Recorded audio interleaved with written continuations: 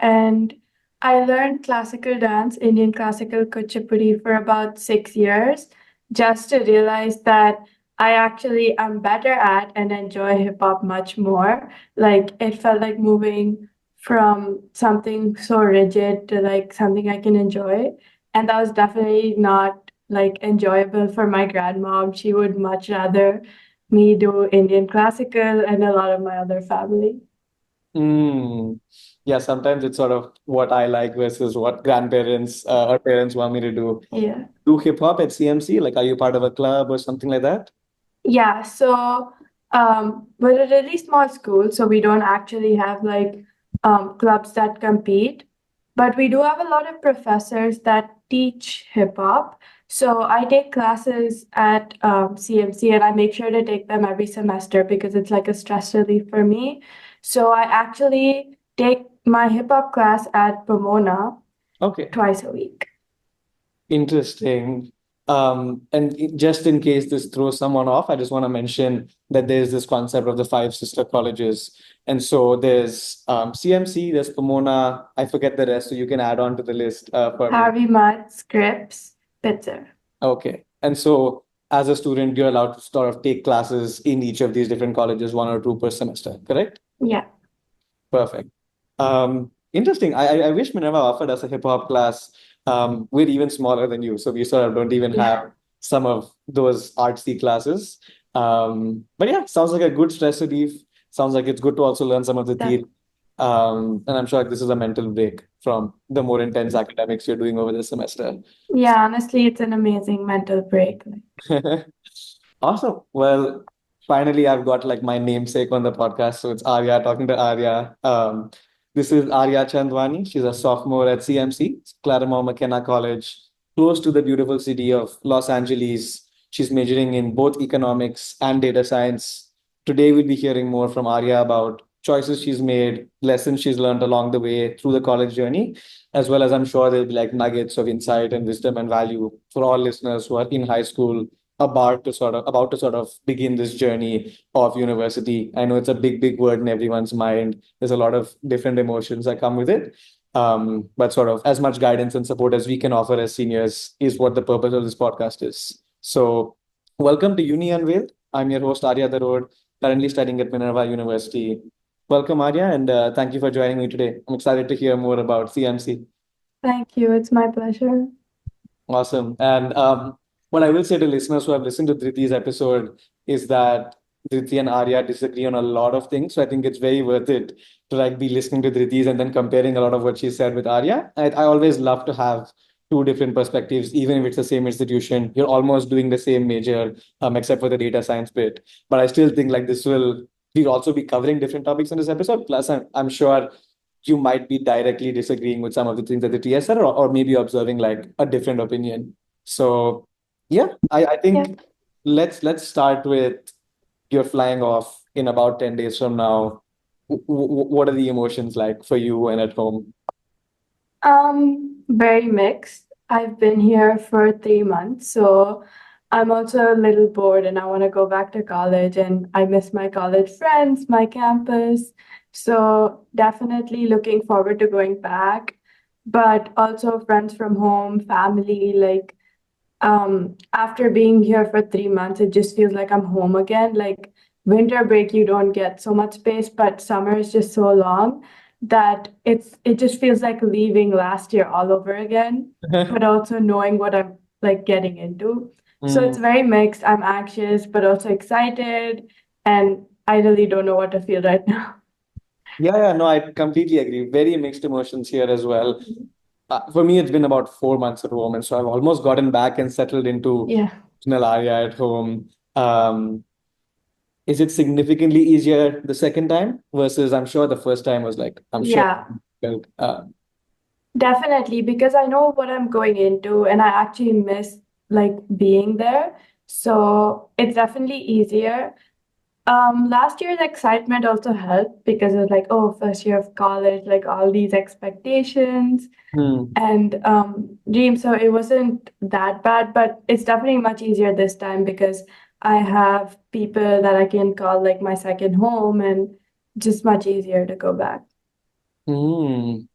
Yeah, completely agree there as well. I think um, it's difficult for family. Like I think honestly, each Yeah. time I go, it'll be difficult for family because they've also gotten used to me being here for a while.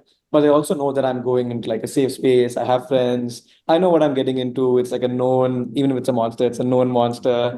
So yeah. What's how has the summer break been? What have been some key highlights? The summer break's been great. I got to spend a lot of time with my family. Other than that, I've been doing a couple of internships, do nothing serious. I just wanted to gain some experience, see what I'm interested in. Throughout like college, I was really confused, like, oh, what can I do after college? And I'm still confused, but I tried out a couple of areas. Like I tried out wealth management, I tried out consulting, just so I can be sure or like a little more sure about what internships I can apply to next year. Hmm.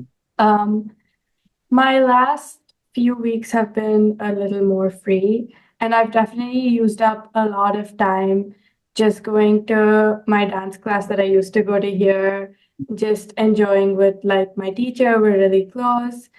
And yeah, applying to internships for next summer too.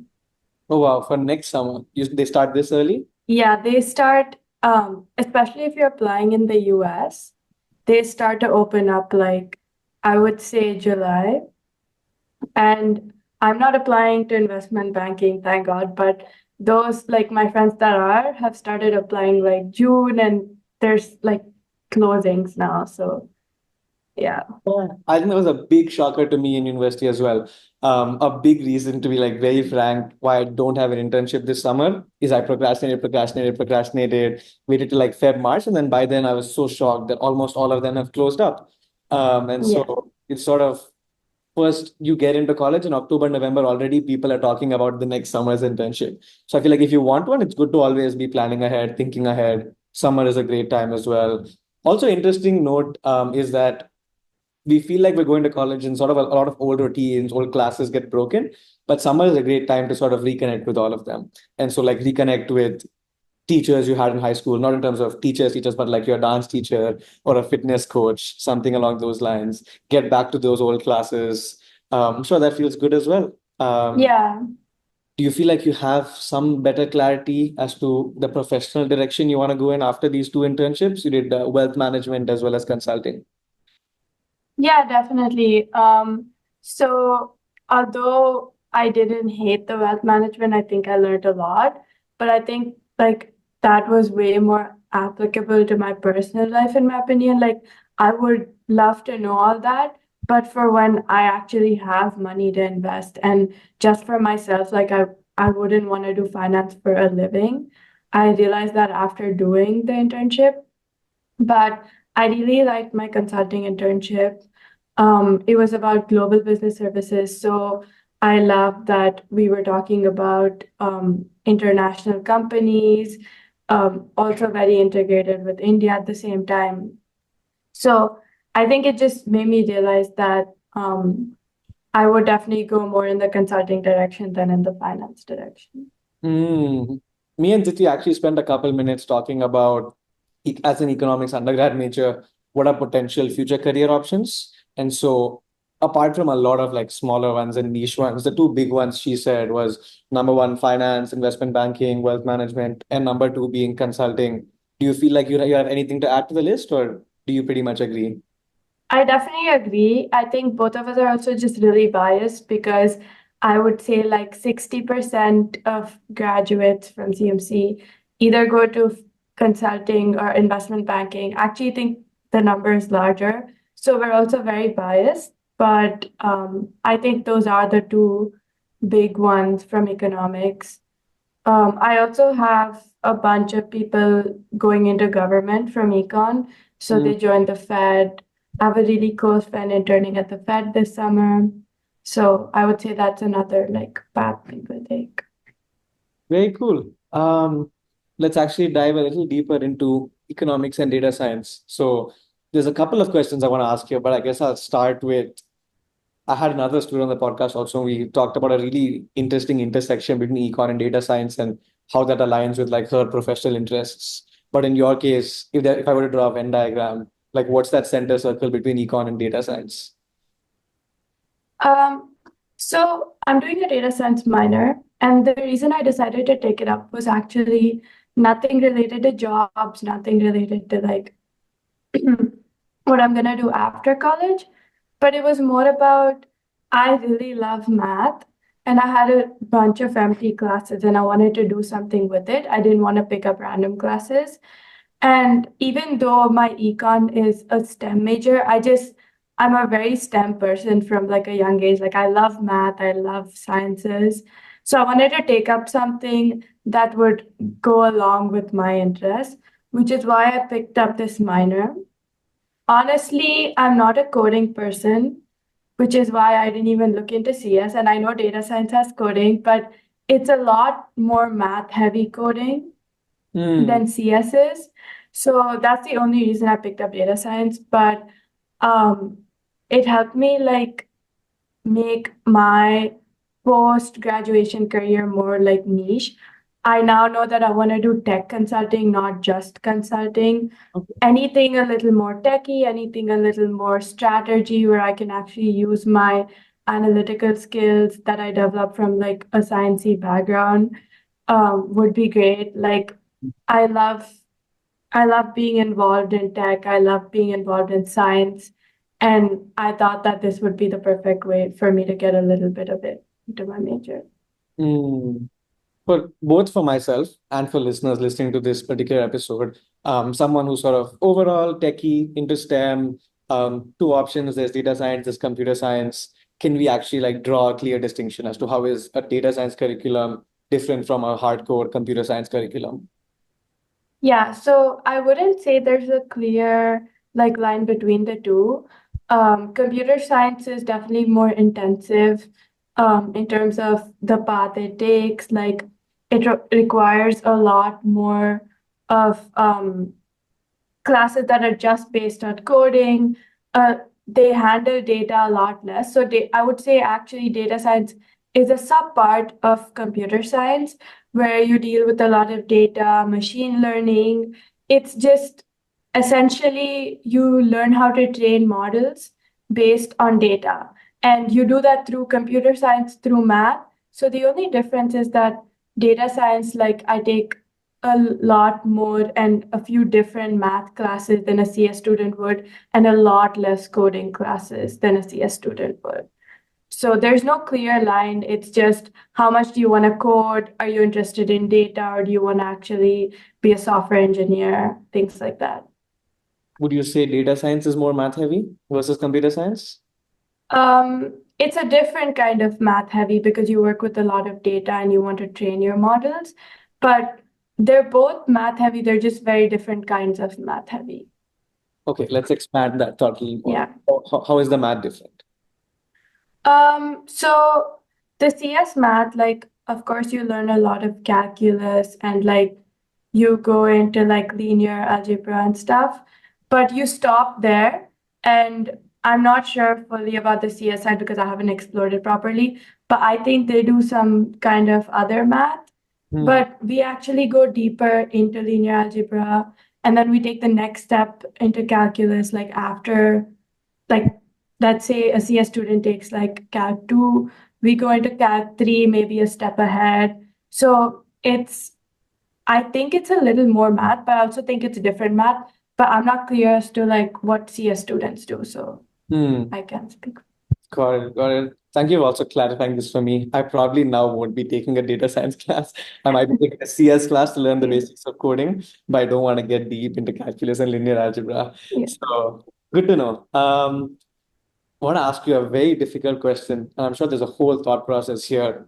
You actually got into Swarthmore College, and that was sort of the option and the dream, I'm assuming, from day one. And then you also got into CMC a few weeks later, I'm guessing. And you then chose CMC over Swarthmore. Two great liberal arts schools, very different in terms of the way they're preparing students for the future. What was your thought process when you rejected Swarthmore for CMC? So fun fact, I actually ED to Swarthmore and I didn't go there even though I got in. That's because I ED too. and then they deferred me. So, and then accepted me. So I had the option of actually not going there because they deferred me.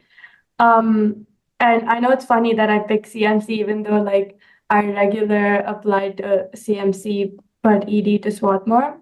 I guess like applying to college is a stressful time, and I don't know, I wasn't thinking straight. Mm, But I definitely really love CMC. Like, I don't think I read enough about it when I applied.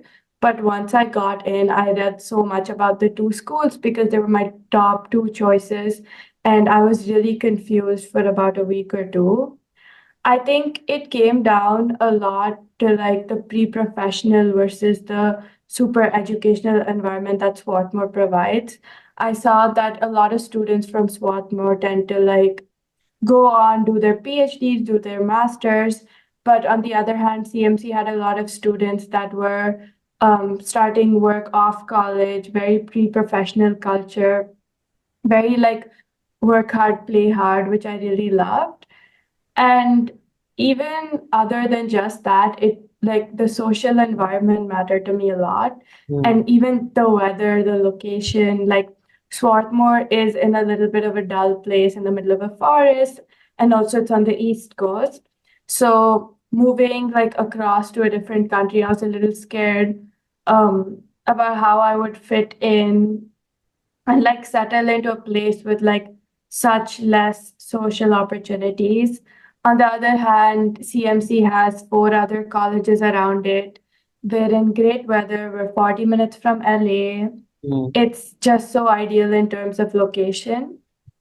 I think my last um, like step towards taking the decision was conversations with students that go there. mm, I, through just connections, I found a couple of students in Swarthmore and CMC. And like, what they told me, or at least like from the Swarthmore students, I got a very like mix. Like, I don't know if you should come here. Like, I love the college now, but it was hard. It can get depressing during the winters. mm, While from CMC students, I would hear like, you love it, like it doesn't matter that it's small. So I mm. think that was what made me take my final decision. But I'd pretty much cleared my mind by then because of all the other factors. Mm. In fact, you actually touched upon a huge motivation for me to start the podcast, which is that an NYU or a Harvard or a Stanford, there's tons, like you probably know someone, there's tons of people online available on LinkedIn. You find someone through a friend of a friend. A school like CMC is what more. I'm sure there's like slightly a struggle to actually even go and find those people just because they're such small and niche schools. So honestly, Yeah. the aim of the podcast is like getting these perspectives out there for someone who doesn't have a friend of a friend at CMC or Swarthmore. Also, why I love getting the students on is what you just said is something you probably would not be able to find online. Like this very interesting distinction from a student's perspective, having spoken to seniors. And in fact, I think it'd be very interesting for listeners if this is like a debate in their mind, CMC versus Swarthmore, to actually go and watch the Swarthmore episode. So I actually did episodes with two Swarthmore students. They did agree, like they loved it because both of them were actually wanting to pursue further education, but they did emphasize how it was less pre-professional and more about studying, the love of learning, and most of them going on to masters and PhDs. So there you go. That's the other side, and they're in complete agreement with what you just said.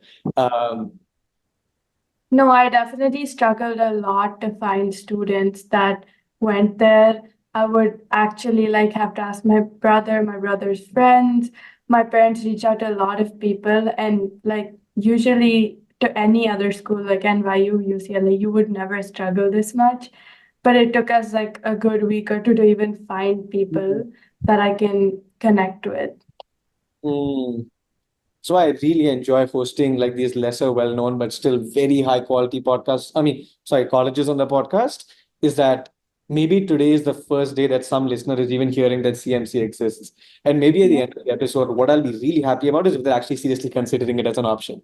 Versus like those big public universities that everyone knows of. So we'll actually be diving a lot into liberal arts and the smaller classes and all further on the episode.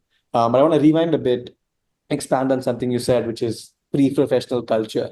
And so on the ground, as a CMC student, what does that professional culture look like beyond the classroom? I'm sure you're studying hard and you're getting decent grades, but what does that look like beyond your academics?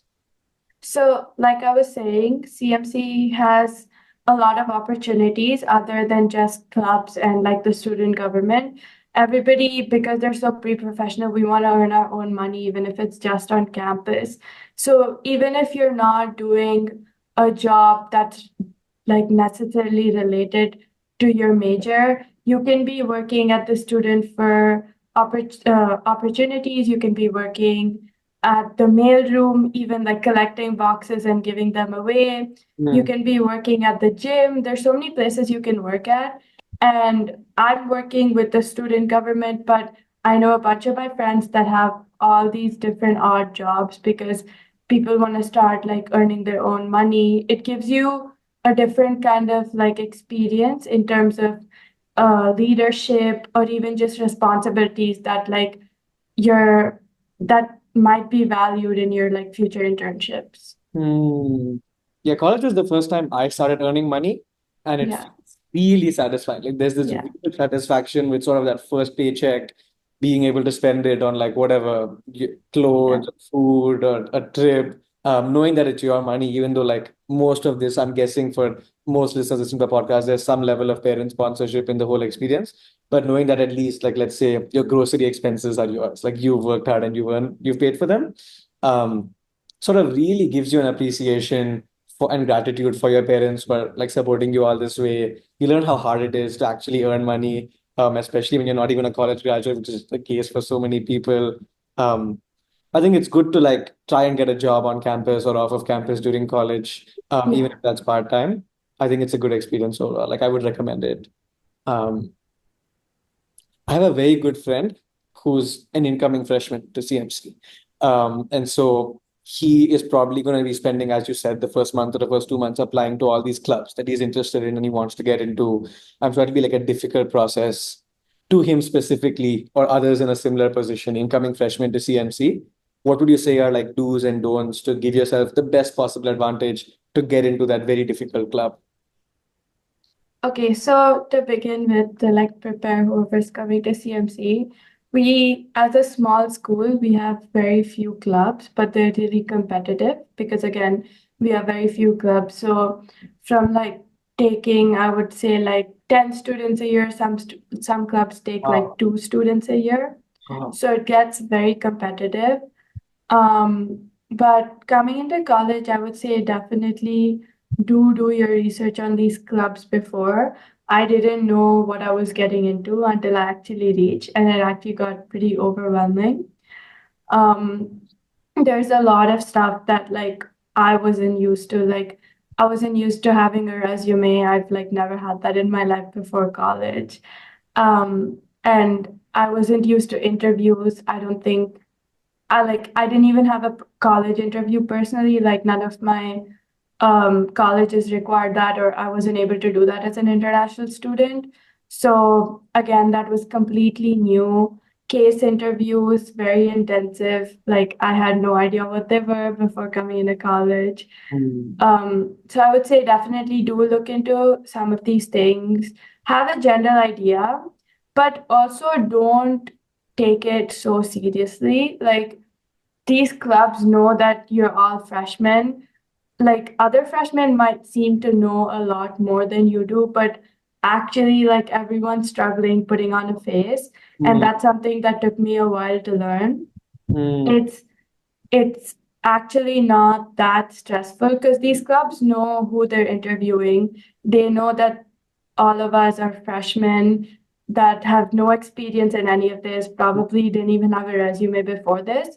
So don't get intimidated. I would say take it slow, take it one step at a time, and definitely do use the resources that CMC provides. Anyone you reach out to, very comfortable, very safe. Everybody helps each other. We have a bunch of centers that you learn about once you come in, Hmm. but you can reach out to someone to help you with your resume. You can reach out to someone if you want some mental help. There's even people that will sit and practice your interview with you. So there's no reason to worry. I would just take it slow and easy. Yeah. totally agree. I think just to sort of definitely agree with taking it easy. Freshman year, there's a ton going on. Like, don't be so hard on yourself. You still have 3 years after that. If sort of there's this one club you missed and you really want to get into. But I definitely feel, especially the summer, that 12th grade, after the 12th grade, the summer before university is a good time to get ahead in terms of just basic research. And so that could be research about the place. Like in my case, I spent a lot of time just watching YouTube videos about San Francisco. What kind of things do I want to do there in the city? Made a bucket list. That could be about the university, that could be about clubs, resources your university offers. I love speaking to seniors. I spoke to like 10, 15 different seniors, Minerva seniors before jumping into it. Always valuable. Like it doesn't stop once you've gotten in and made the decision to come. Like I think it's all the more important to then Yeah. be to seniors. But yeah, I want to actually spend a few minutes with you. I love something you said, which is that everyone is putting on a brave face. Everyone is underneath struggling and having their own sort of fears and worries, and no one has it that easy as you think it is. I think this, like beyond CMC, I think this applies to the college experience, the freshman experience. And I'm sure from what you said, it sounded like a journey, like it was for me to actually realize that no, everybody doesn't have their life sorted the moment they get into college. Like it just appears that way. So actually talk us through what was the journey of like leading up to that particular realization. Yeah, so definitely, I would say what like everything you just said is like 100 times more apparent in like pre-professional school because everyone is so competitive. Like the minute you think of pre-professionalism, you think of suits and ties and like a brave face, like no emotion, no like they don't want to let you know that they're scared. They don't want you to know like, oh, maybe like they want you to see them as competition, as like really strong competition. So it's really apparent in pre-professional schools. And if I'm scaring you, sorry, like you should know this. But especially for like applying to clubs, um, in the first semester, I applied to almost everything because that's what everyone was doing. And I still recommend that everybody does this because a lot of these clubs don't like take you unless you're a freshman. So they stop recruiting freshman year. But like I said, it's not that hard. I would take it easy. So when I started applying to all these clubs, I started seeing a lot of other people like like I said, put on this brave face. But we had a lot of like group interviews, and no matter how like dressed up they were or how confidently they spoke, you have to just see through what they're actually saying. Like you need to ignore the confidence and actually read into what they're saying. And you'll know that this is like interviews are basically just confidence, how confidently you say something.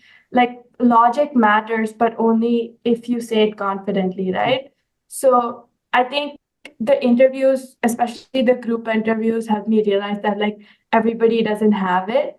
And honestly, after one semester, you make enough friends to know that everybody doesn't have it. Like your friends will tell you they're struggling because they're your friends. It's just everyone else. Honestly, like I put on a brave face to other people. Like I started doing that once I got into CMC because it's so pre-professional. So I think it takes a semester. It takes making some friends. It takes actually going to these interviews, possibly like even getting into these clubs because once you're in, it helps a lot to know that like the people in your club are not as amazing as you thought they were. Like they're great people, they'll get into great jobs, but they're not superhuman like you thought. They struggle too. And so I would just say like it takes a while. It just takes being there and being a part of all this to know that it's a brave face and nothing else. Yeah, that's well said. Let me know if you agree on this thought. I feel like a great way to overcome imposter syndrome is actually going up to those people who you think are superhuman or gods, talking to them, taking them out for coffee. Maybe like 2 out of 10 would not be interested or sort of ignore your messages. I feel like in my experience, 8 out of 10 are willing to, even if they're seniors or alumni. The moment you start getting to know them on a deeper level, you realize that everybody is human, everybody has challenges and difficulties. I always love to like use the example of like when there's a swarm of swans swimming across the lake. There's a lot of like frantic paddling beneath the lake, but you only see the swan gracefully gliding Yeah. across. Would you say you agree with that? Yeah, definitely. I reached out to a lot of seniors that I kind of knew before. I reached out to like sophomores too, and they were really helpful. So we actually have mentors that are assigned to us from like different organizations. So talking to them, I think the most important part for me was seeing them as a friend rather than a mentor. Because the minute I saw them as a friend, I was actually able to take like Hmm. help, advice, and not feel so intimidated by them. So I would, yeah, like definitely go on coffee, make a friend, talk a little about like school, but also just get to know them, right? That helps a lot. Yeah, let's now that we're on the topic of friendship, freshman year is a difficult year in that sense for many people. Some people it clicks a month in just a month or two, though I feel like that's not the case for everybody. That's probably a minority. The majority of people I found take a semester, sometimes even longer to sort of find their people, quote unquote. And so yeah, friendship is a totally new navigation in college. You've had these friends in high school who have probably stuck with you for years. More in your case, one of them came to college with you and you knew nobody else pretty much. Um, what was that journey like of sort of interacting with people, finding your people, making those close groups? What was the friendship forming process like? Okay, I'm gonna be honest, for like all international students, it's hard to go into a liberal arts college like CMC. Like, I've grown up my entire life in Hyderabad, and I'm suddenly in a college with one other person from Hyderabad. That also, Mm, I got really lucky. I don't know anyone else from Hyderabad in like 3 years above me. yeah. So I actually got really lucky. But it is hard. You have maybe like 10 international Indian students, and obviously you don't get along with all of them because even in India, there's so much diversity that like you don't know what you're getting into. So I definitely did struggle my first semester. It also hurts not to have an huge Indian community because any festivals, any like honestly, even if you're just missing home or you even want to watch a cricket match with someone, there's very limited people to do so with. Mm, So it can get hard, especially your first semester, because it's a new environment. You're not used to this. You're not used to seeing so many people outside your days. mm, Um, but I think it gets easier over time, definitely. Like all my other friends in bigger schools, like my high school friends in bigger schools, usually have groups of Indian friends and not beyond that. So I think the opportunity CMC gave me is that we're so small that different cultures have to interact with each other or like tend to interact with each other. And I think that's an experience that I wouldn't trade because although like yeah, my first semester was hard, my second semester was great. I got to settle in, make a bunch of friends.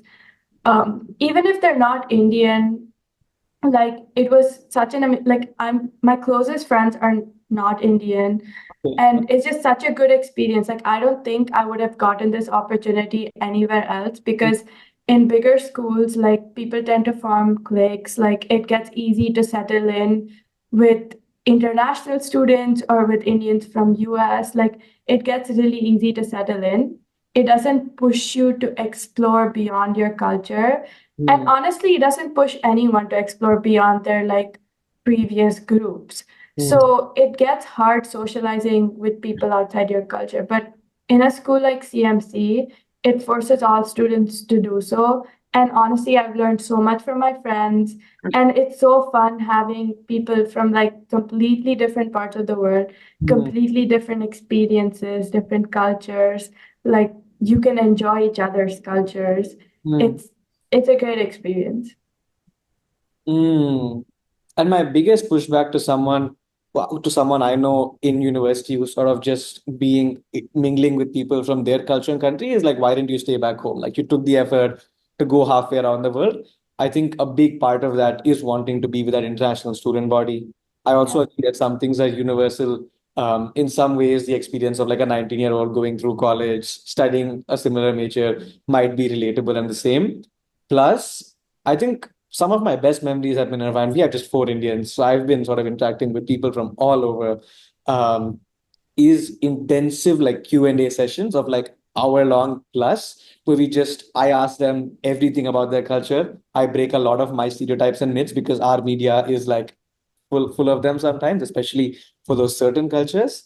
And we sort of just do a deep dive. What is your food like? Festivals. There's 100 different topics, and then the same like where they interrogate me, and that's really enjoyable. I think, to be honest, tomorrow in the workplace, when you interact with someone who's like Japanese American, you have like a starting point to build off of in terms of having room with someone who's in that who's part of that ethnicity. So yeah, really glad we touched on that.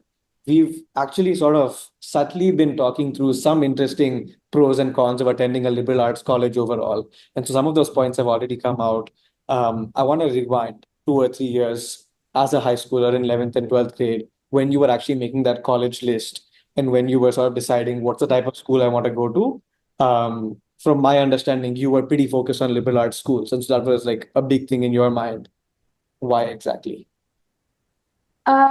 So honestly, like one of my biggest reasons was just to have a smaller school because I thought it would be less intimidating. I'm also a very people person, but I like to be close to the people. So I thought a liberal arts college would give me the opportunity to build like strong, meaningful relationships.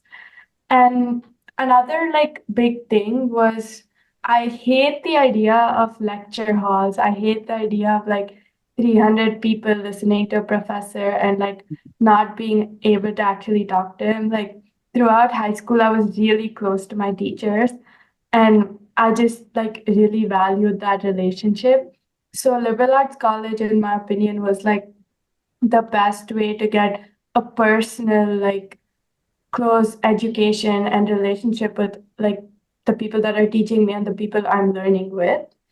Um, my classes range from like 12 to 16 people, so Mm, I'm able to get so close to my professors. I'm able to ask them anything I want. I'm able to like research under them, work with them. It just opens up so many doors that I don't think a big school would. mm, Which so this is why like I primarily focused on liberal arts schools, but I I don't think that I thought of the social aspect enough before coming in. I think my decision was a lot based on just the kind of relationship I want to have with my professors and the kind of like area I want to be in. Like I didn't want to be overwhelmed with 300 students. I didn't want to struggle like, oh, if I'm in a class, I want to like turn to my right and say hi because we're just 12 students, we know each other versus like 300 students. No one talks to each other, no one talks to the professor. It it just seems so like intimidating and also like it just not a fun experience to me and that's very personal to me. mm, mm, But that's why I applied to liberal arts colleges. I also like really wanted to enjoy my education. Like I really wanted to enjoy my classes. I wanted to love my like subjects, which I don't think I got an opportunity to do in high school. So mm, because I love learning and I love like learning new things, but I think that my best learning comes from when I'm close to a teacher, when I'm close to people in my class. We're all talking about the subject because we love it and we're so close to each other. mm, So I also just went to liberal arts out of like the love for learning, which is what liberal arts represent. mm.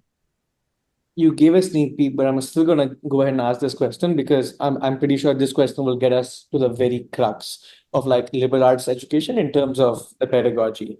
Um, versus sitting in a lecture with 300 students and just a one-way flow of information.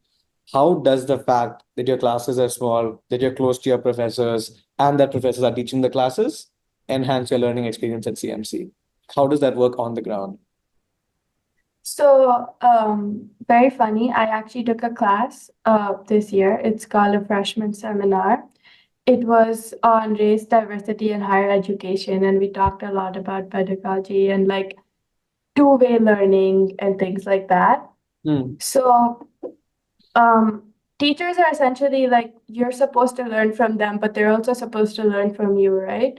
And I think a lot of the best ideas, the best conversations come from obviously a two-way conversation. And like questions help me learn, like interaction helps me learn, office hours with the professor helps me learn. So I think that essentially being in a small classroom interacting teaches me so much more than I think a one-way Mm. speakerphone would, because honestly, I don't have a great attention span. Like I need you to be talking to me, not to like 300 students. Yeah. I need someone to have like their eye out on me. So I feel engaged, and I think that's a big plus in a small school. Like the professor knows you, whether you're there, whether you're not. I feel like in a big school, I could easily skip my classes, Mm. not care. But in a small school, like the professor knows me, I feel responsibility to show up. I'm also really interested to show up because, oh, like we had this conversation last class, like let's continue it. There's Mm. just so much more reason for me to show up, for me to stay engaged, for me to focus on the class instead of like my laptop or something like that.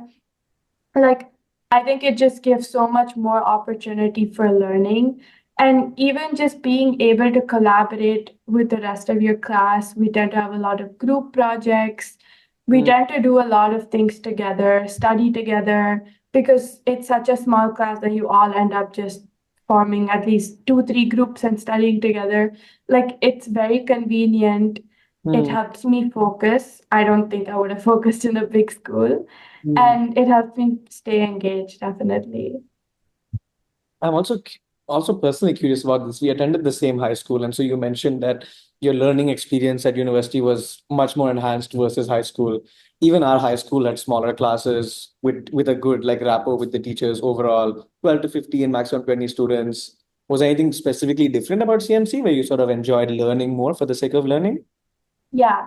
So I think the approach my professors in CMC take is very different from what we had in high school. Like, I feel like also I love the IB experience, which is again a very controversial take, but I love the IB experience. But I think that our teachers in high school took it very structured. Like the goal was to write these final exams, do really well in them.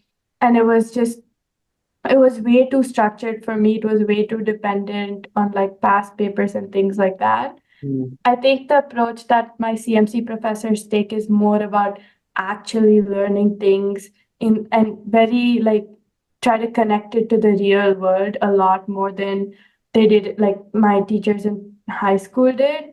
We're Mm. very focused on actually doing the activities, connecting them to, let's say, I have an econ class, I'm working with actual data, I'm trying to get actual results about the US economy. It just makes everything so much more interesting for me because they're so focused on like real life things. I actually feel like I'm doing something that makes sense and is applicable. Mm. It's also just like the experience these professors tend to have, and breaking up my course into like so many different projects, so many different assignments also helped a lot. Like I don't have to be so super focused on this one final that's gonna like break or make my university Yeah. like application. Like I'm actually focused on getting little things done. I'm Mm. focused on getting a project done or my homework done, which all adds up to my final grade. So I don't have to worry about this like intimidating exam that might or might not be very like applicable to the real world. Mm. Yeah, I love it. Two quick things I'll add, and then I want to do a really good deep dive into your university application, which I'm sure listeners are curious to hear more about. But two quick things I'll add is one is at Minerva, we talk a lot about active learning and how do you engage with the material very well. And so there's tons of studies on how just like passive consumption of material isn't going to help you retain it or use it. It's about like using it in different contexts, working with it, playing with it, breaking things. This is maybe more a STEM thing, or like breaking code, and sort of how deep can you get in the material? How can you transfer it outside to different areas of your life? work on like these 10 different small projects with that material versus just be like reading a textbook or reading a PDF. That's very important. Even if your college isn't able to offer that, I think there's ways you can create that as a student yourself to have like that enhanced learning experience. Number two is, in case we sort of scared our friends who are going to large public universities and going to be sitting in the lecture halls, I think there's still ways to connect with your professors on a deeper level, even there. And maybe that's a different approach through like office hours, grabbing lunch with them, grabbing coffee. Someone once told me that they like make an effort to walk with their professor from one class to the next class. And they get like those 10 minutes of time alone. So like finding all those strategies, I feel like if you have the will to do it, you will do it, even if your professor is teaching like thousands of students. But for sure, someone like you at a CMC, it's much easier. Even if you don't want to do it, your professors will sort of take in their initiative and build that personal relationship with you. So in that sense, like that's a big advantage, I'm sure. Um, but sorry, did you want to add something here? Yeah, I was just gonna say that like even in a small school, like your professors are usually busy. Like, yeah, I get to interact with them a lot more because it's a 12 student class. But at the end of the day, like, I have to show interest. I have to show up to office hours. I have Hmm. to talk in class. I have to, like, want that relationship to happen for it to actually happen. Like, I think effort, whether it's in a small school or in a big school, has to come from you. So I don't like, obviously, it might be much greater in a bigger school, but I think at the end of the day, like, if you want to build that relationship, that's just a personal choice you're making. Hmm. Especially as someone who's going into the pre-professional world, I know in a lot of cases, someone going into academia, building a relationship with professors has like these very simple, tangible benefits in terms of getting like great recommendation letters, doing research with them, for like for in preparation for a master's or PhD. As someone who probably wants to work after college, what's your like vested interest in building deep relationships with your profs? Other than the fact that I just like love talking to my professors, um, I think it helps me learn how to network with people that are, I think, like way better, like academically than me, like have a lot more experience. Like it's intimidating to talk to such people, and your professors are the easiest people to start with because they're actually teaching you and they care about you. So that's the easiest way to start learning how to network. And also, they tend to have so many connections. They tend to have an in into research labs, or they tend to know some companies. They might give you a good recommendation when you're going into work. They Hmm. help with any personal project you want to do to get into the job you want, or even if you like want to start up after college, like all these connections are definitely going to come in Hmm. handy. But I think it, at the end of the day, it still stemmed from like my love to just Yeah. build relationship with like older people that have more experience and knowledge than me. Yeah, yeah. In fact, I think I could have asked that question better. I think maybe the way I asked the question was actually indicating that it's sort of a give or take or a benefit or a transaction. I think always the way to start off is personal interest, wanting to know them better as a person. And there are obviously like secondary benefits. But I think it's very clear if you're going to a professor interacting with them with that end goal in mind, Yeah, very easy for them to see through. Like they've worked with so many yeah. students. So that's definitely not a good option.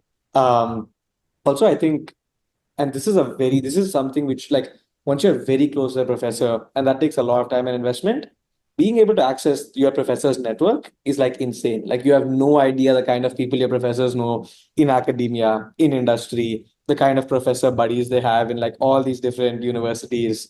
If you're able to do that, I think like that's a huge benefit you've got from your college, from that ecosystem. And that takes time. That is really like worth much easier said than done.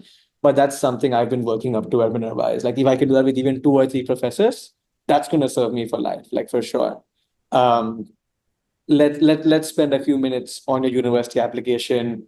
How did you approach it strategically? What did you do different from the rest of the crowd? And then once we're done with sort of these specifics, we'll also dive into some more high level advice and tips and tricks for students.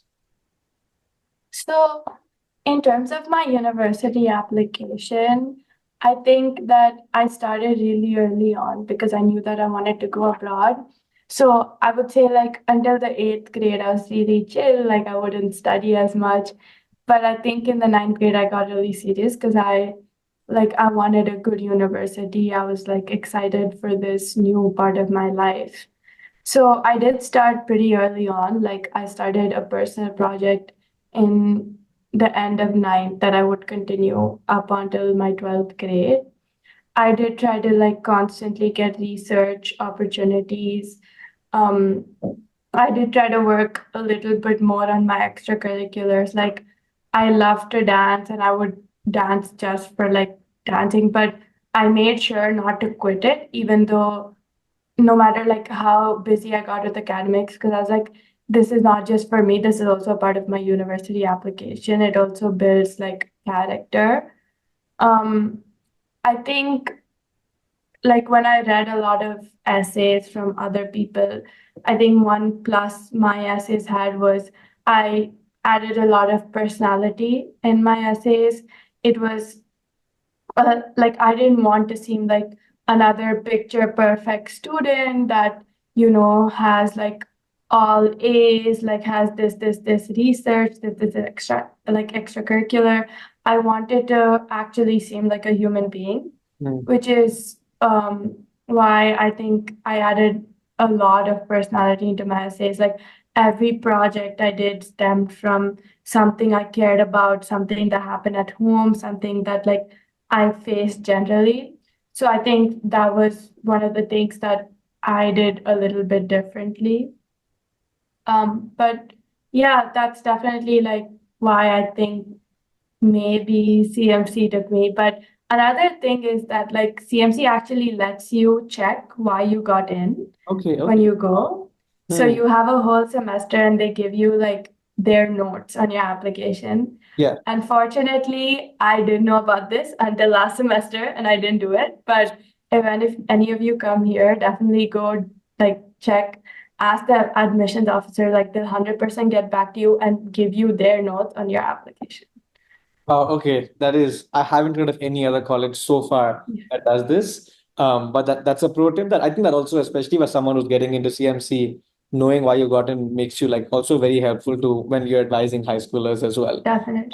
And I mean, it's also just a personal curiosity. Like I'm always asking the question as to why did Minerva choose me, and they will never let me know. So, I wish I reached out. um, any for someone who's currently working on that university application, anything you'd like to say to them? And this could be motivation, this could be advice, this could be do's and don'ts. We can go as micro or macro as you want to go here. I think with ChatGPT, it's a little different from how I did my essays, but definitely like don't rely on ChatGPT. Like write your essays very emotionally from your side. Check with it's okay to use it for vocabulary, double checking it, but definitely like add as much of you as you can because at the end of the day, the college is like choosing you for you and they're trying to pick a fit that's good for them. So honestly, like you getting in also means that you know that you're probably a good fit for them. So if you get in on like your personal like essays or like even like your actual personality, it's just so much easier to pick your college because I think that they know that you'll be a good fit. So it helps you know that like, okay, so maybe this college, like I might fit in because Hmm. they took me. But other than that, like definitely do start early. It can get overwhelming in the end. Like um I'm glad that I started as early as I did, and I was still like pretty overwhelmed. Definitely do focus on SAT, like it does matter.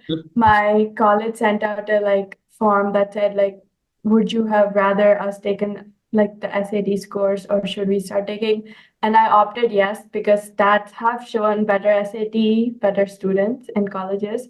So Hmm. focus on SAT. I know it's painful.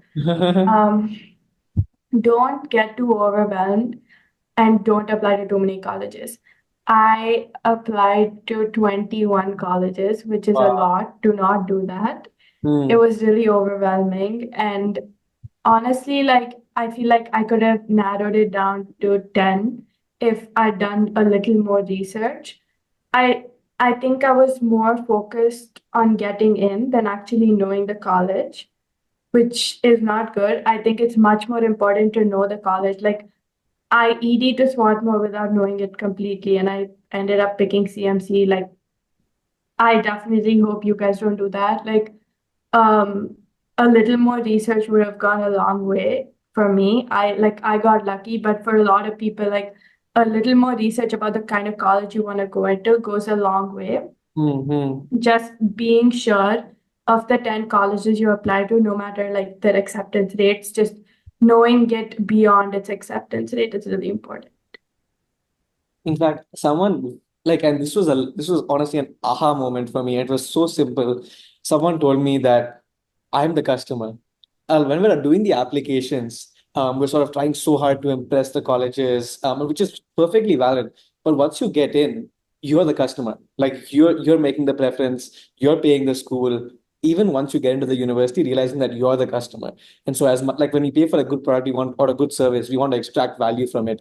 And so, as much value as you can extract and squeeze out of your university as well over those 3 or 4 years. Um, Also, I think as you said, we get into the college and then we begin thinking about whether we're a good fit for that college, maybe trying to like reverse that particular thing and so think about whether we're a good fit. Sorry, I feel like you want to say something. Yeah, I think that we get really wrapped up in the fact that like we want to get into a college that Hmm. we forget to see what the college really is. Like we're so like, oh, I want to get in here, like it's so selective that we forget to see like, oh, is this college a good fit for me? That's an institution that's already built and you're picking it. They're like if if they're gonna pick you, they might as well pick you for you so you know that you're a good fit, right? Absolutely. I think this destiny was on your side in terms of being deferred for the ED. Like many people with ED, they get in and it's just stop school. Few years in, they realize, okay, now I don't have any other path, even though I'm not enjoying this so much. So especially with EDs, I mean, think 10 times before your ED. If you're not sure, I would even advise like going against and not doing the ED, doing the EA or doing the RD as well. Do you think Definitely. there are notable differences between how like an Ivy or a UC or a big public university in the US would evaluate an application versus a liberal arts school like a CMC or a Pomona or a Swarthmore? Yeah, definitely. In a liberal arts school, it's much more focused. Like it's only a group of 300 students, right? So they really look at who you are beyond your academics. I would say in a bigger school, like you can easily get through with really good academics and some like simple extracurriculars. But what I learned, like even after talking to the admissions officer at CMC, like they really want to know who you are. For example, like CMC and even Amherst, I was talking to the admissions officer when I was applying. They really want students that will be a part of clubs on campus, will be part of the student government. They want active students. They want them to like be super engaged in everything that's happening on campus because they only have 300 students, right? So they want the 300 students to be really involved and tight knit, which I don't think that a big colleges necessarily looks for. Like if you have a more independent type of personality, someone who likes to do their own projects, their own academics separately, a big school might appreciate you more because you're giving them like a good student plus like you're going to graduate into a probably a good company because of all the work you've done personally. Hmm. But a school like CMC or like a liberal arts college definitely looks for more like involvement, more like want to make tight knit relationships. Like the admissions officer was telling me like being involved in your high school campus matters to them a lot. Being involved in group projects, being able to interact with other students matters a lot. Because if they're picking 300 students, they want students that like will enjoy the little social group that they have created for all of us. Hmm. And so I think in terms of that, it's significantly different. So other than your academics, like your extracurriculars really matter. And just being active, being involved is a big plus for any liberal arts college. Hmm. I'll fast forward a little bit in terms of time. We spent a lot of time on your application to Yeah. CMC. We've already touched upon quite a few things there. I want to fast forward and talk a little bit about some different aspects of your specific, authentic CMC experience over the first year. We've already said a few things about how classes work at CMC, but there's a lot more to be said here. Do you want to walk us through how like classes work in terms of structure and how you're like planning your major over the next few years? Yeah. So I think that the pressure in my CMC classes is a little bit lesser than my IB classes because I'm not focusing on this one final exam. Like there's not as much like pressure to cram in the end. But I would say that you have to be pretty consistent throughout the semester. Um, it was easy for me to take like a month of no studying and then cram it in high school. But in CMC, like I need to constantly be like checking like all my homework completed, all my assignments done, and obviously in good quality. So I think that's one thing that was really different. Like I had to be a lot more consistent. I had to be a lot more like focused on getting things done every day rather than like eventually at some point. I think I'm a very like structure person. I'm a very like have my calendar updated kind of person, or I've become one since going to college. Hmm. So consistency has actually been great for me. And I think once you go to college, like consistency actually helps with like generally having a routine set because also my classes are only, I would say, 2.5 hours a day. So a lot of the work is just in my personal time. I take 4 classes a semester, and Hmm. each class happens twice a week for like 1 hour, 1 hour, 15 minutes. So essentially, like most of my work that I do in class is actually not in class. Yes, sir. I have to come pretty prepared for class. I'm given like material ahead of time, and like I'm required to like do a certain amount before entering class so the class can actually be meaningful because I actually know stuff to interact and learn. In bigger universities, you do have lectures and discussions, so it's very different and takes up a lot more time. Yeah. But for us, we just have like 2, 3 hours of classes a day, and Hmm. it's not like actual class time is not that intensive. It's just everything else that comes with it. You Hmm. usually have a lot to do before class, after class.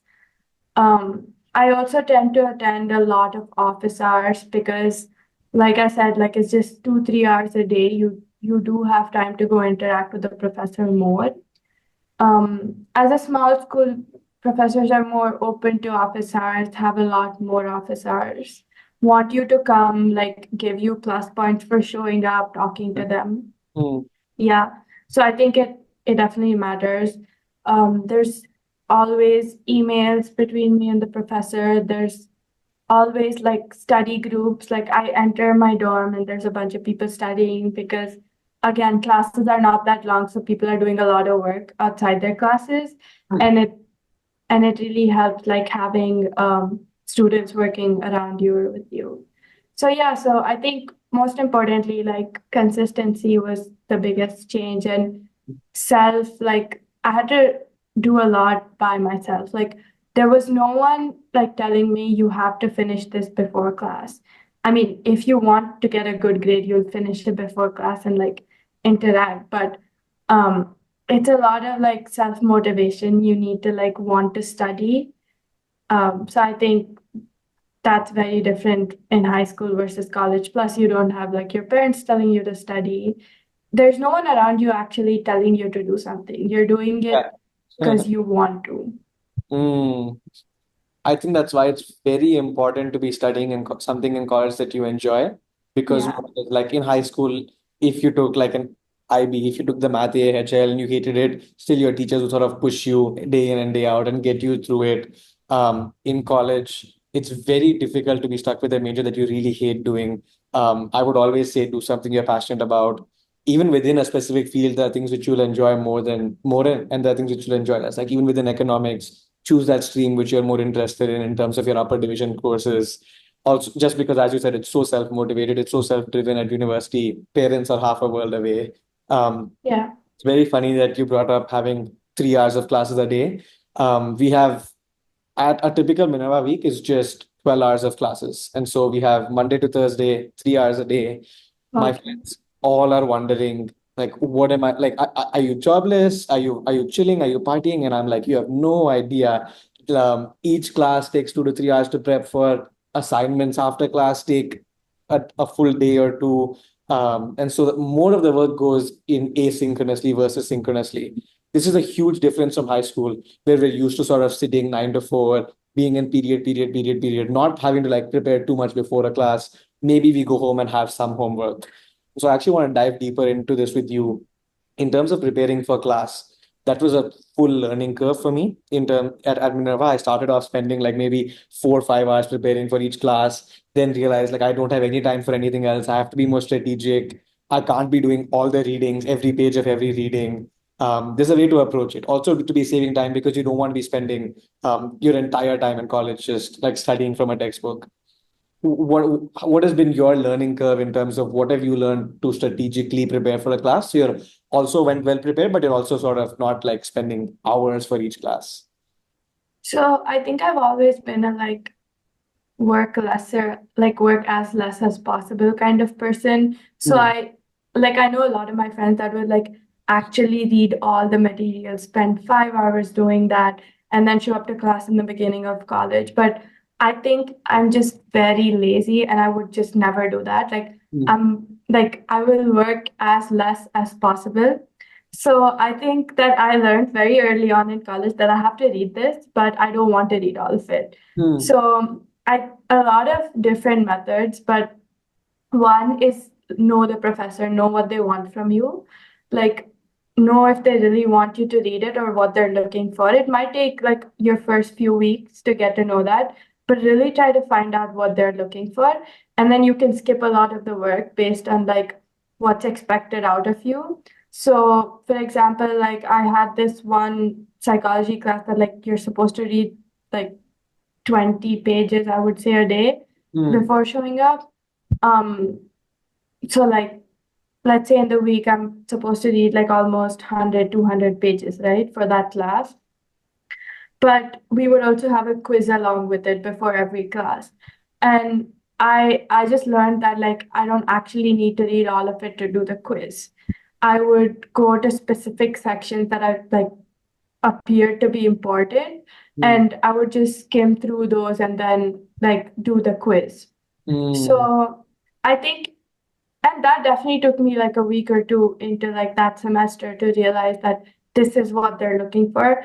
But I mm, would just be very like strategic with my planning coming in, and I think that's what most students like should ideally do because like you said, we don't have the time to read all that material. And like, honestly, like, neither do I want to, right? I want to optimize my time and get the best out of like whatever I can, like, whatever time I have. So, because I'm a lazy person yeah. and I did try all the methods possible, I found that the best way is like know your professor, know what they're looking for, know your assignments, know exactly what, like, even if it takes you a few weeks to figure out what it is, or even if it takes you 2 hours to figure out what the assignment's looking for, it's definitely faster than actually like doing all this extra work that's like maybe not even required. So figuring out what the professor or the assignment is looking for is way more important than completing everything. Completing doesn't matter. It's about how well you do it, in my opinion. Absolutely.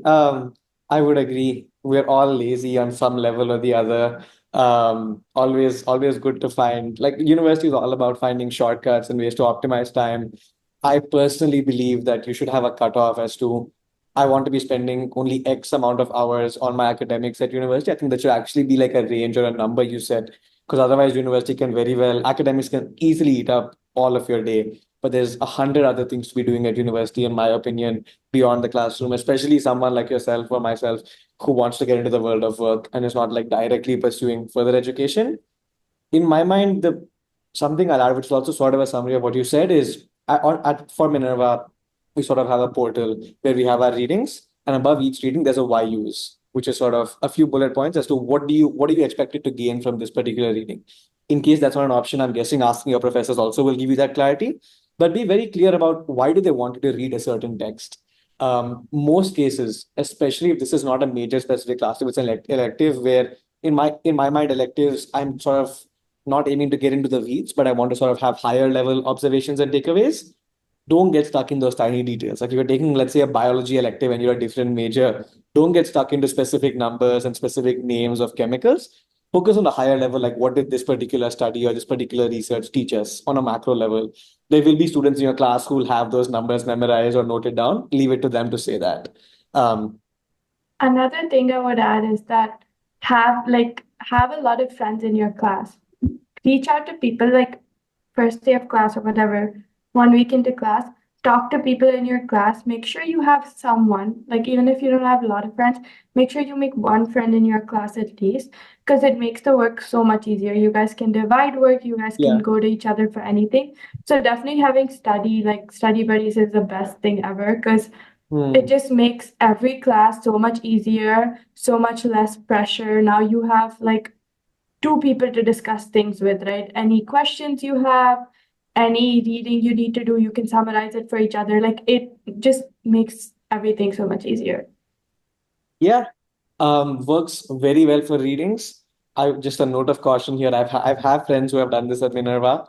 Doesn't work as well for assignments, and so I'm sure some people's brains are running here as to like Yeah. I will write half of my paper, my friend will write half of my paper, we'll mix and match. It's a very different writing style. It doesn't generally work. Professors can see through it. Just a hint of caution. If you're Yeah. doing it, be very, very smart about how you're doing that. But I think Yeah. with readings, great strategy. You can also just sort of divide up the readings and then be explaining each other what you've learned if you don't want to be going through a dense PDF. Yeah. Um, you at CMC, we actually did a deep dive with Dhriti on this. I'm sure you'll have a slightly different take and it'll be interesting to compare and contrast. The general education requirements, you take almost like half of your classes are non-major specific, like the outside your major. You take very random classes all over, like you do history and arts and political science. I'm sure you're also doing like some natural science class somewhere along the line, a bio or something along those lines. What do you feel are so two parts to the question? You can feel free to tackle them one by one. First is pros and cons. Would love to dive into that. And number two, do you feel like for someone who's crystal clear and tunnel vision that I want to do this in life, is this all a waste of time? And if not, like why not? So, to start with the pros and cons, yes, we do have a lot of general requirements, history, philosophy, religious studies, lab science, math, like the list goes on and on. Um, But I think one pro is that like I definitely get a break from let's say like econ or math or data, like any major related subject I'm doing. It gives me a break from all these things. And honestly, like another pro is that I actually do enjoy my GEs. Like there's a lot of subjects that I'm interested in that, yeah, I don't want them to be my major, but I would love to know about them. Like it's out of genuine interest. Another thing is that like GEs at TMC are pretty flexible. Like, let's say I'm picking a history GE, I have a lot of options. I'm not like restricted to like American history or something. Like last semester, I took like a history class on modern makers of India and Pakistan. So honestly, like they're not that restrictive. So I think that's another pro. But some cons are like some Gs can get harder than your actual classes because you're not interested in them. So it can get a little frustrating, like, oh, my GPA is going down because of my GE. Like, why would I even want to do that? Another thing is that like they have like because my econ is very STEM, my math is very like my data science is very STEM. I prefer that my some of my Gs can get really like lengthy in readings, like you said, which I personally don't like. So moving out of your comfort zone gets like a little annoying. I would say that's another con. Hmm. And like if you're not interested in the topic, again, it's like why am I studying this? I know what I want to do.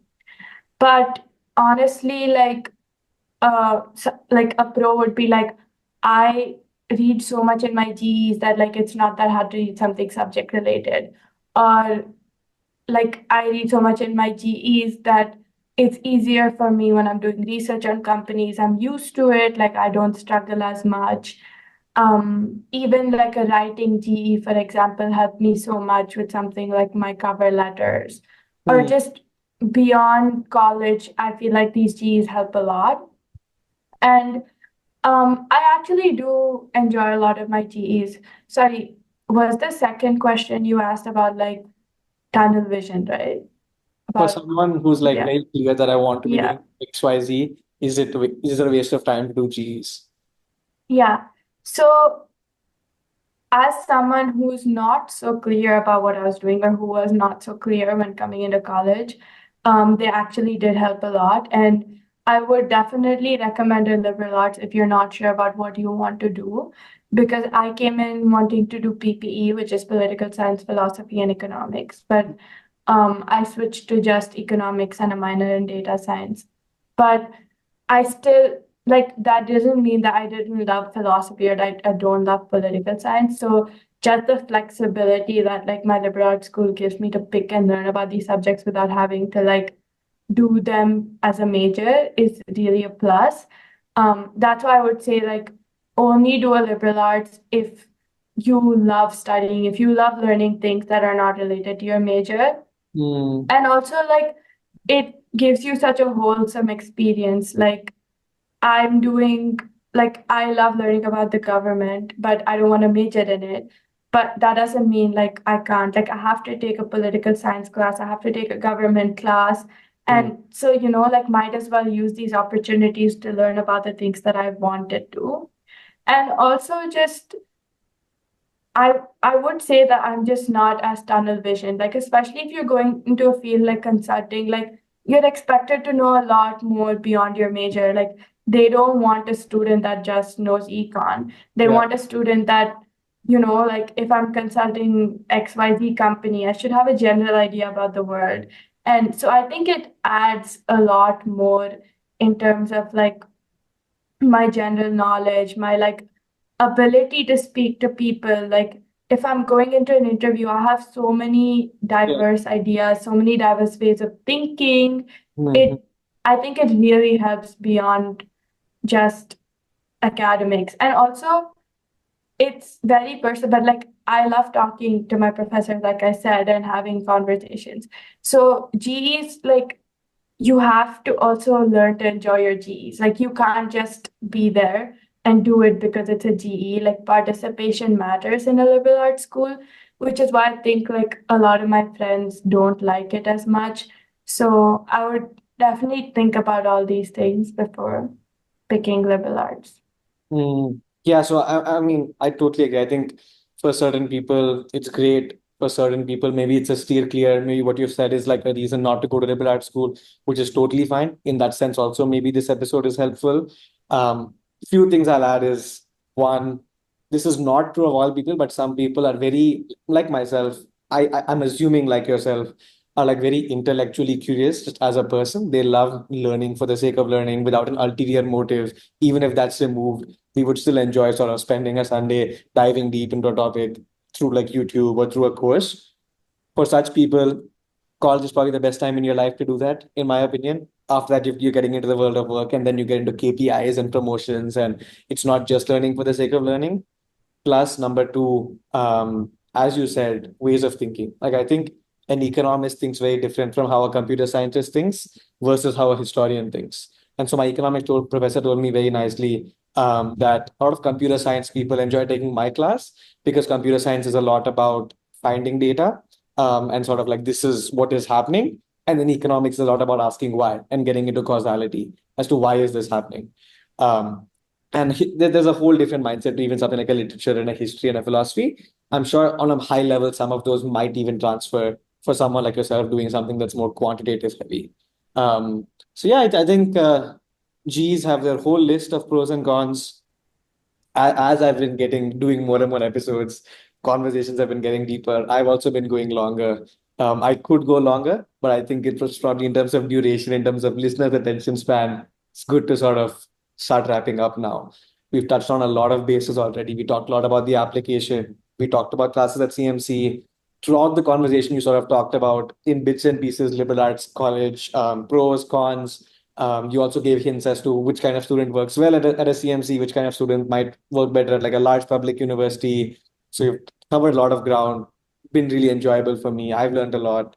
Um, just so listeners have an idea as to where you're going a few years from now with a CMC degree in econ and a minor in data science. What's your plan for after graduation? So, like I said, generally consulting, but even when I was looking for my internships, I'm looking for something really niche, like a company that lets me like consult, like strategy consultant, but I'm working with a company that deals with data, for example, or anything tech related, but I'm a strategy consultant. That way I get to touch like both fields. But again, that's like a very niche thing that I'm looking for. But generally, I'm open to like any consulting, strategy consulting, risk consulting, Mm, etc. But essentially, like I'm trying my best to find that little touch of data science mixed with like something an econ major would do, like, or even just being able to actually do econ at my consulting job, like something focused like on, let's say, like the Fed, like it matters to them, like I'm consulting companies that like work, or like I'm consulting banks where the interest rates depend on the Fed, or something so small like it doesn't matter, but mm. just that little connection I'm looking for. Okay, super. Awesome. We will wrap up with our fast fire round of questions. So just a quick back and forth. I've got very brief, quick questions for you. The challenge in your case is to sort of be answering in one phrase or one sentence at maximum. And so we'll quickly cover a bunch and then we'll sort of begin the final conclusion of this episode. First of the fast fire is the most fascinating or interesting out of the box class you've taken so far at CMC. It was called Race, Diversity, and Higher Education. What's a one-line summary of the class? Um, it's exactly what it says it is. It's about getting into the university, how universities teach right now versus like how they ideally should. Interesting. Uh, what's your favorite campus tradition at CMC? It's called Monte Carlo. It's like this huge poker party they set up. Like the school sets up actual poker tables, and you get to like um play poker and like just it's very chill. Yeah. Okay, lovely. As someone who enjoys econ, you did it in the IB, you did it at university. I get a feeling that you're like passionate intellectually about the subject beyond just the career opportunities. Any book or paper or any resource recommendations for like a fellow econ nerd listening to this episode? It's called Breaking the Mold. It's about the Indian economy and where it's going versus where it should be going. It's by the ex RBI, someone really important. Okay. That's a really good book. Yeah. Lovely. What's this could be a senior at CMC or an alum or a professor. What's the best piece of advice they've given you over the last 1 year? Um, Talk to your seniors and reach out to your alumni. Especially in the liberal arts school, we have a really tight-knit alumni. They will Yeah. help you out eventually, if not now. Like there's so much opportunity to look for there. Hmm. Yeah, I mean, especially in again, like one quick pro I'll add for liberal arts school, which is interesting to think about, is even after you graduate, the alumni network is also not so widespread as like, oh, and if you walk down the streets of Hyderabad, you'll find like these 10 different Yeah. CMC alum. So I guess the moment you find even one in like let's say Hyderabad, it becomes an instant connect just because of the scarcity. And so I'm sure that also translates into a CMC alum being more willing to help you and sort of get on a call with you versus a larger school like I'm just taking this as a placeholder name like an NYU or like 100 different schools like that.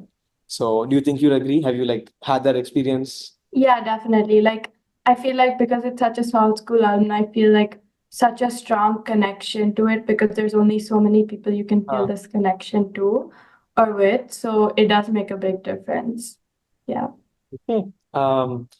You're I'm assuming you've got in the second or third year an option to do a semester and study abroad.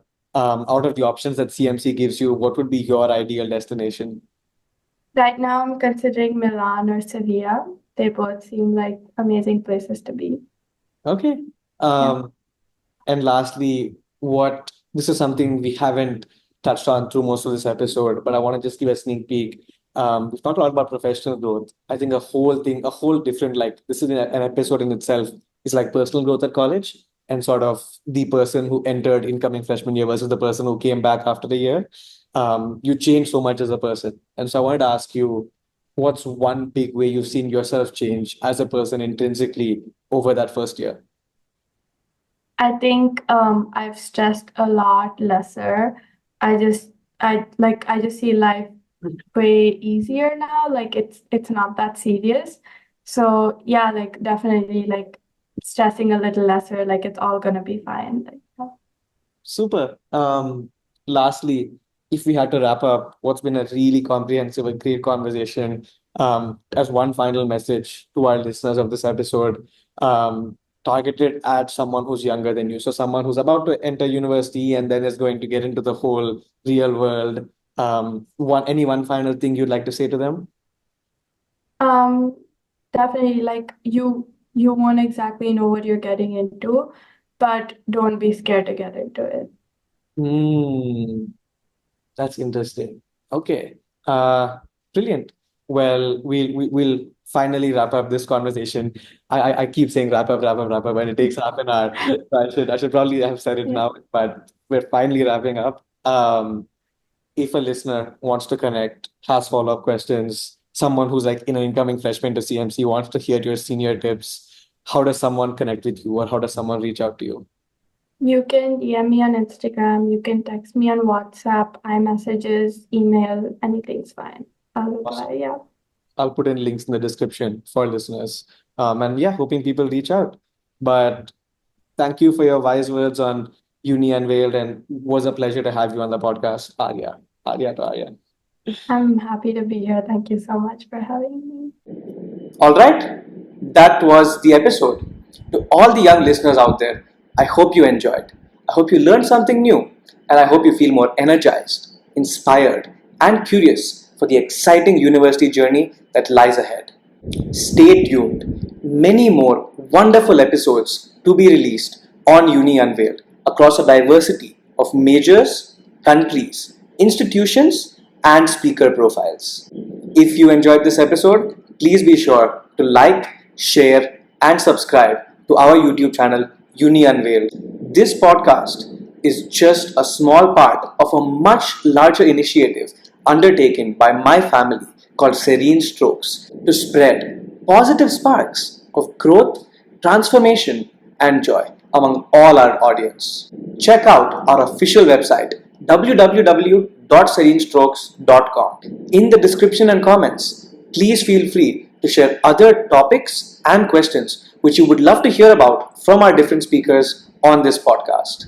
Until then, take care and remember that this big word, university, may not be as scary or as intimidating as you think it is. Thank you for listening to Uni Unveiled.